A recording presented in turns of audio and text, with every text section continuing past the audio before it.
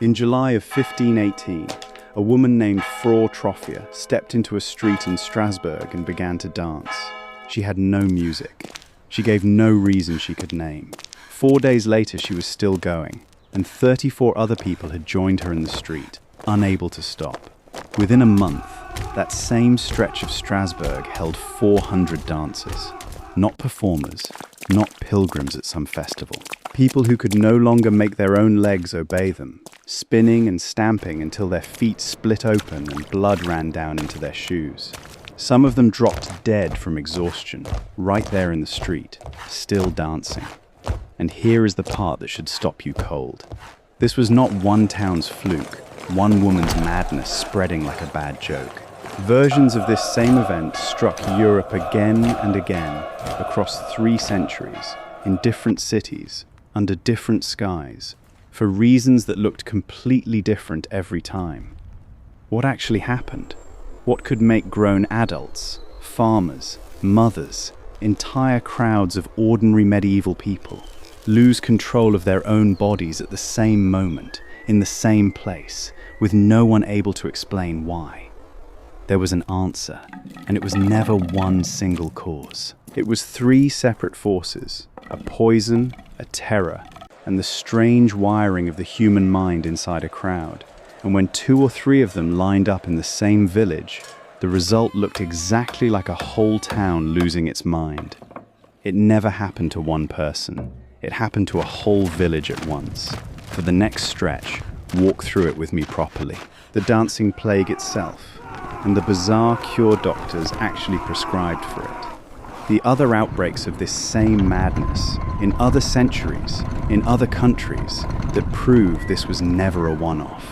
The poison hiding inside ordinary bread that may explain some of it. The real machine sitting underneath all of it, the one that can still switch on today. And the darkest turn of all, when religious terror swept whole regions and the dancing stopped looking harmless. Stay for that last part. It explains why this thing never fully left us. If any of this changes how you look at a crowd, subscribe, you will want the next one. Picture the street first. Narrow, cobbled, lined with timber houses, the kind of ordinary market street you would walk down without a second thought. Frau Troffea stood in the middle of it on an ordinary summer day and started to move. Not a jig, not a celebration. Witnesses described something closer to torment, a body working itself past exhaustion with no visible joy in it at all. She danced through that first day. She danced into the night. By the next morning she was still going, and the city had started to notice. Imagine standing at the edge of that crowd, watching a neighbor's feet bleed through her shoes, with no one stepping in to stop her. Here is where it gets strange. Within a week, 36 other Strasbourg residents were dancing beside her in the street, seemingly against their own will. Within a month, the number had grown past 400 men, women, people with no history of illness, no shared meal, no obvious connection to Troffea at all, suddenly moving the same way she moved, unable to stop. The city authorities took it seriously enough to consult physicians, and the physicians reached a conclusion that sounds almost unbelievable now. They decided the dancers were suffering from overheated blood, a kind of fever that needed to burn itself out through motion. Their prescribed cure was more dancing. The city built a wooden stage. It hired musicians, pipers and drummers, and paid strongmen to keep exhausted dancers upright and moving, on the theory that stopping would only make the fever worse. It did not work. If anything, the music and the stage seemed to pull in more dancers, not fewer. Chroniclers of the time recorded deaths among the dancers, victims of heart strain, stroke, and sheer physical collapse, though historians still argue over exactly how many died and how the toll was counted. What almost nobody argues over is that people were dying, in public, from something that looked, on the surface, like nothing more than dancing. Eventually, the council changed course entirely. Musicians were banned. The dancers were carried instead to a shrine associated with Saint Vitus, out in the hills, where a religious ritual was performed over them. Within days, remarkably, the mania began to break. By early autumn, the streets of Strasbourg were quiet again. Now here is the detail that should unsettle you more than any of the rest. This was not the first time something like this had happened in that part of Europe.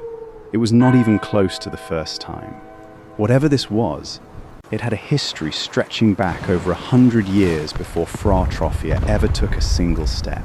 Go back almost a century and a half to 1374. That year, catastrophic flooding hit the Rhine River Valley, and in its wake, something identical to Strasbourg's plague broke out in the city of Aachen. Crowds of people began dancing uncontrollably in the streets, moving for hours without rest, some of them screaming, some of them claiming to see visions while they danced. And it did not stay in Aachen. Within weeks, the same behavior appeared in Cologne, then in Metz, then in towns scattered along the Rhine, as if the mania itself were traveling downriver, city to city, crowd to crowd. At the time, people called it St. John's Dance. Later generations attached a different name to it, St. Vitus's Dance, tying it to the very same saint whose shrine would eventually calm the Strasbourg outbreak nearly a century and a half later. That is not a coincidence historians can fully explain. The link between the affliction and that specific saint runs through the whole story, showing up again and again across 200 years. This did not stay confined to German river towns either. In southern Italy, in the region of Apulia, a related phenomenon persisted for centuries in a different costume entirely. Villagers who believed they had been bitten by a tarantula would fall into frenzied, compulsive dancing, and the only accepted cure was more music, faster music, played for hours until the dancer collapsed from relief rather than exhaustion. That ritual gave us the word tarantella, and versions of it were still being performed generations later, long after anyone still worried about actual spider venom. Look at the pattern laid out in front of you. Different countries, different centuries, different triggering stories, floods, spiders, an unnamed fever, and yet the exact same core behavior. Ordinary people losing control of their bodies together, in groups, spreading from person to person the moment they saw each other do it. If you had walked the Rhine Valley that same year, you would have found the identical scene waiting in the next town over. That rules out one obvious explanation immediately. This was never one unstable woman having a breakdown in a Strasbourg street. It never happened to one person. It happened to a whole village at once. Every single time. Which leaves the real question sitting right where it started. If it was not one person's madness, what was it? Historians have spent decades chasing that answer, and the first serious candidate they found was not psychological at all. It was sitting in the village's own bread. Medieval villages ate rye bread constantly, because rye grew where wheat often failed, in cold, wet, marginal soil across northern and central Europe. And in a wet enough year, rye grain could host a small dark fungus called ergot, invisible enough to end up ground into flour without anyone noticing. Ergot is not harmless. It produces a family of toxic compounds that constrict blood vessels and attack the nervous system, and medieval doctors eventually gave the resulting illness a name of its own, St. Anthony's fire. In its worst form, victims felt a burning agony in their hands and feet as blood flow was cut off, followed by gangrene that could cost them fingers, toes, or entire limbs. It was not a rare curiosity. In 944, an outbreak in southern France reportedly killed around 40,000 people in a single wave. 50 years later, another outbreak in France killed tens of thousands more. An entire religious order, the Hospitallers of St. Anthony, was founded specifically to care for the sick, in hospitals with walls painted red to mirror the burning they treated. But St. Anthony's fire had a second face, less discussed and far stranger. Ergot poisoning could also produce a convulsive form. Twitching, spasms, violent involuntary movement, and in some sufferers, vivid hallucinations. Look at that list again and hold it next to Strasbourg. Uncontrolled movement of the limbs, visions while dancing. A community eating the same contaminated grain from the same harvest, all exposed at once. For a long time, this felt like the clean, satisfying answer. Bad grain, a chemical cause, mystery solved.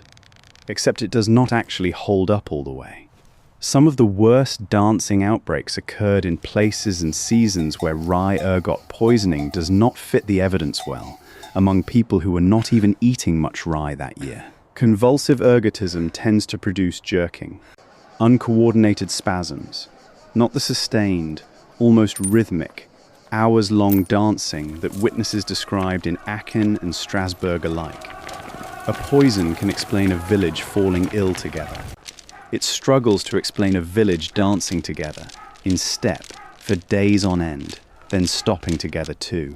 You already know what your own stomach does with food that has gone slightly wrong. Now multiply that reaction across an entire village sharing the same grain sack. Make no mistake, the poison is real. The deaths from it are real. But it is only one piece sitting inside a much bigger machine, and that machine is the part almost nobody expects. Here is the uncomfortable truth doctors eventually arrived at. You do not need a fungus, a curse, or a virus to make a crowd of healthy people lose control of their bodies together. You only need 3 ordinary ingredients, stacked in the right order, inside people who already trust and watch each other closely. The first ingredient is extreme, sustained stress. Not a bad week. Years of famine, plague, war, and religious terror pressing down on the same small community without any real relief in sight. The second ingredient is a shared belief system that already has a name and a shape ready for strange bodily symptoms, a curse, a saint's punishment, a demon, a bite. And the third ingredient is proximity. People who live packed together, who watch each other constantly, who trust what their neighbor's body is telling them is real. Put those 3 together, and something called Mass Psychogenic Illness can spread through a group with no infection at all. One person's nervous system, pushed past its limit by unbearable stress, produces an involuntary physical symptom. Onlookers who share the same fears and the same explanatory story do not see randomness. They see confirmation, and their own bodies, primed by the same dread, begin producing the same symptom. It moves through eye contact and belief, not through blood or breath. This is not some medieval superstition invented to explain the ignorance of the past. It has been documented in the modern world, carefully, with real names attached. In 1962, at a girls' school in Tanzania, a fit of uncontrollable laughter among a handful of students spread to hundreds of people across multiple schools and nearby villages, lasting for months and forcing several schools to close entirely. No pathogen was ever found because there was no pathogen to find. It traveled through watching, not through infection. Think about the last time a room's mood flipped the instant one person panicked. That same reflex sitting in you is what built these outbreaks, just tuned to a lethal setting. Now put that mechanism back in a medieval village that has just buried half its neighbors to plague, believes without question in curses and saintly punishment, and lives in houses close enough that everyone sees everyone else's suffering firsthand. One person's collapse into uncontrollable movement is not read as illness. It is read as proof, and proof spreads faster than any disease ever could. It never happened to one person. It happened to a whole village at once. Poison could trigger it. Terror alone could trigger it just as easily. And when medieval Europe's greatest terror arrived, it triggered something far darker than dancing. By 1347, the Black Death had reached Europe, and within 3 years it had killed roughly 1/3 of the continent's population. Entire villages were wiped out so completely that no one remained to bury the dead. To people living through it, this did not look like disease. It looked like the end of the world, and it demanded an explanation big enough to match it. Thousands found that explanation in their own bodies. Across Germany and the Low Countries, groups known as Flagellants began marching from town to town, stripped to the waist, whipping their own backs bloody with knotted cords and iron-tipped scourges in public processions meant to lash 33 days of penance into their skin, one day for every year of Christ's life. They believed their suffering, offered up in public, might turn back God's anger and stop the plague in its tracks. And it spread exactly the way the dancing had. A procession would arrive in a new town, and local men would strip off their own shirts and join before the group moved on, swelling with every stop it made. Entire congregations wept and screamed, watching their neighbors bleed in the town square. For a while, church authorities tolerated it, even encouraged it, until the movement grew radical enough to defy priests outright, and Pope Clement VI formally condemned it in the autumn of 1349. But the darkest turn was not the whipping itself. It was where all that terror pointed once it needed a target. Across large parts of Europe, panic over the plague curdled into violence against Jewish communities, falsely accused of poisoning wells to cause the disease. In February of 1349, in Strasbourg, the very same city that would give the world its dancing plague 169 years later, the city council had roughly 2,000 of its own Jewish residents burned to death, blamed for a disaster no human being had caused. Sit with that for a second. The same streets, the same fear, sustained stress meeting a shared belief and a watching crowd. One century it produced dancers who could not stop moving. Another century, in the exact same place, it produced a mob that could not stop killing. You can still feel how thin the line was between public penance and public murder in a town this frightened. The mechanism underneath both of them was identical. Only the symptom changed. Strasbourg's dancing plague in 1518 turned out to be close to the last outbreak of its kind on that scale anywhere in Europe. Smaller, quieter versions lingered on in isolated pockets, and Tarantism kept its grip on parts of southern Italy for a couple more centuries. But the great continent-spanning dancing crowds of the 1300s and 1400s simply stopped reappearing. What actually changed was not the presence of stress. Europe kept having wars, famines, and epidemics for centuries afterward. What changed was the story people were handed to explain their own suffering. Physicians slowly stopped treating uncontrollable movement as fever or curse and started isolating individual sufferers instead of gathering crowds around them. Religious authorities grew far more wary of encouraging mass public displays of suffering after watching flagellant processions spiral into violence. Slowly, the three ingredients stopped lining up the way they once had. Do not mistake this for a story that only happened long ago. Mass psychogenic illness has never actually left. It shows up in modern schools, factories, and offices, in smaller, quieter outbreaks that make the news for a week and then get forgotten, because we no longer reach for curses or saints to explain them. You have probably felt a milder version of it yourself, catching a stranger's yawn or a co-worker's sudden panic before you even knew why.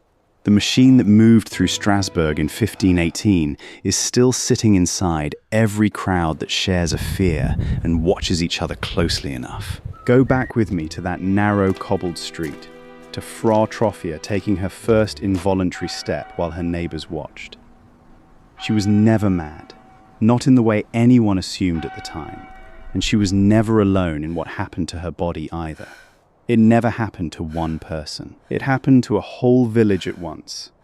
Then it happened again, in different centuries, wearing different masks, poison in the bread, terror at the end of the world, and a mind that cannot help but catch what the crowd around it already believes. If this changed the way you look at a crowd, subscribe, and stay for the next one. Somewhere, that street in Strasbourg has been quiet for 500 years. But the dance never really ended. It just stopped needing music.